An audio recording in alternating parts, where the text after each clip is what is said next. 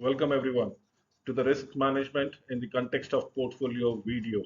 So here we will understand what is portfolio management and how do we leverage risk about it.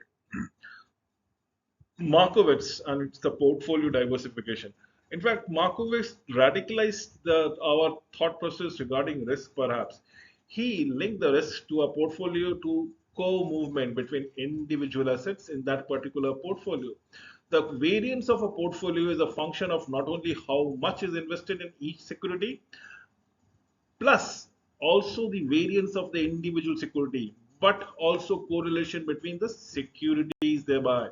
Markowitz derived the set of optimal portfolios for different levels of risk and called it efficient frontier, as the case might be.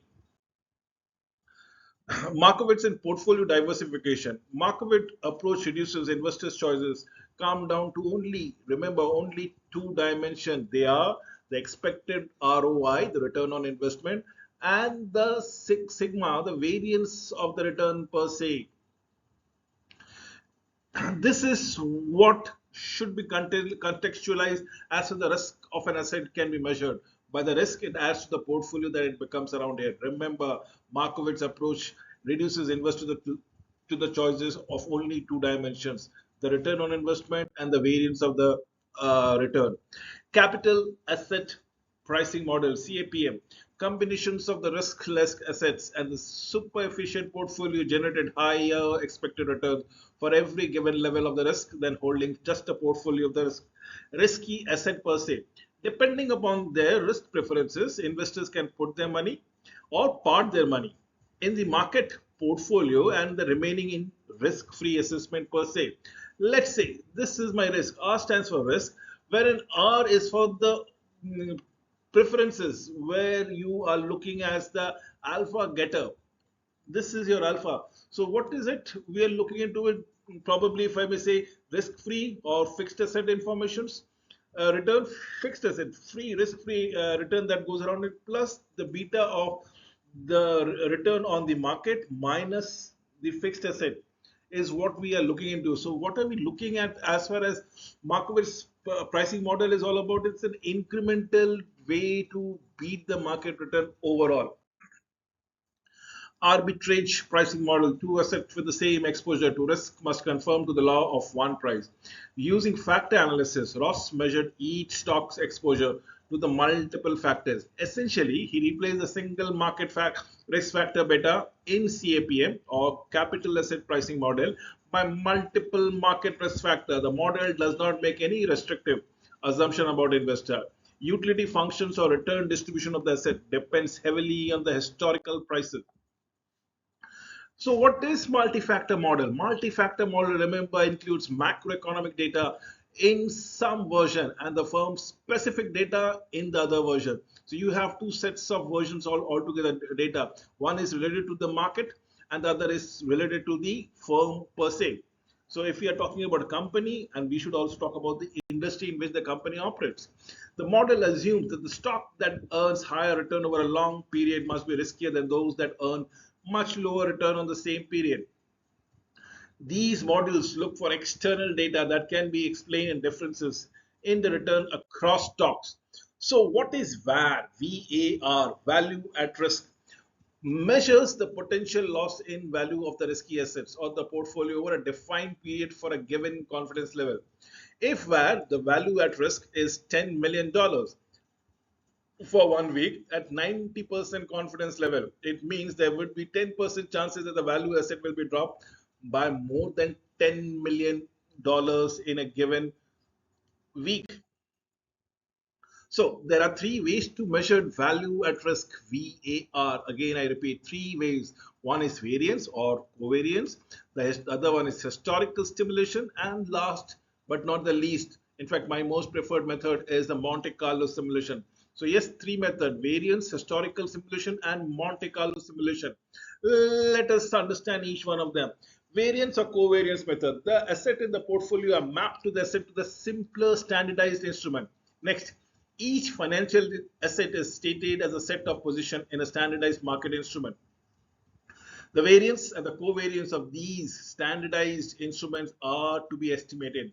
the value at risk of the portfolio is computed using the weights of the standardized instrument and the variance and the covariance of each of these instruments. Remember, variance covariance method, we are continuing with it. The value at risk of the portfolio is completed using weights on the standardized instruments and the variance and the covariance of these instruments. The calculation of value at risk clearly involves assumption about the way return on the standardized measures are distributed. Normal distribution is the most common assumption in many value at risk calculation. Essentially, there are three problems with the variance covariance approach. Number one, wrong distributional assumption. If the conditional returns are not normally distributed, the computed value at risk will understate the true value at risk. Second is value at risk estimated can be wrong if the variances and covariances that are used to estimate it are incorrect. And the last one, or should I say the third one, there are problems when variances and covariances across assets changes over a period of time. Now let us move to the historical stimulation. Here the value at risk is estimated by creating a hypothetical time series of returns on that particular portfolio obtained by running the portfolio through actual historical data and computing the changes that would have occurred in each period. We begin with the time series data on each market risk, but we do not use the data to estimate the variances and the covariances.